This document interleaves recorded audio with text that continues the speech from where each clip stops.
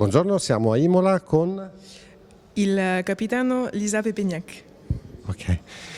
E siete qui in funzione di questa emergenza, cosa ci racconti di questa emergenza? Siamo stati... D'accord, on a été engagé en fait dans la région de Ravenne. Donc on a un module de grande capacité de pompage.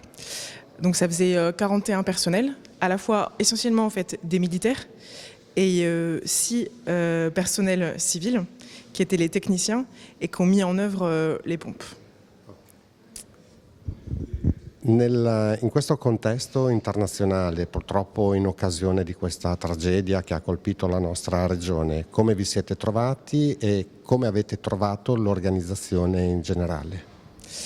Alors du coup, on est quand même assez habitué à répondre, à être engagé sous mandat européen. Donc en fait, on a quand même l'habitude de collaborer avec les autres nations.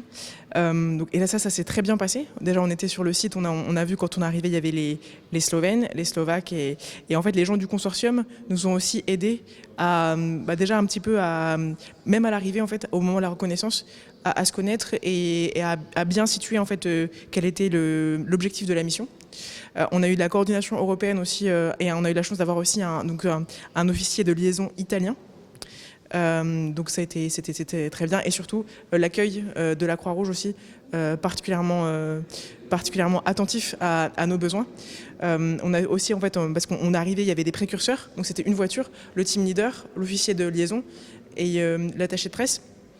Et en fait, on a pu attendre les autres au circuit d'Imola. Donc on a toute notre âme qui a pu stationner là-bas et ils sont ensuite venus ici. Donc c'était parfait. Et comme ça, on a pu commencer à travailler dès le lendemain matin. Ils sont arrivés dans la nuit, bien garés, etc. Ils sont reposés un petit peu et on a pu commencer les opérations. Grazie mille, grazie di essere qua.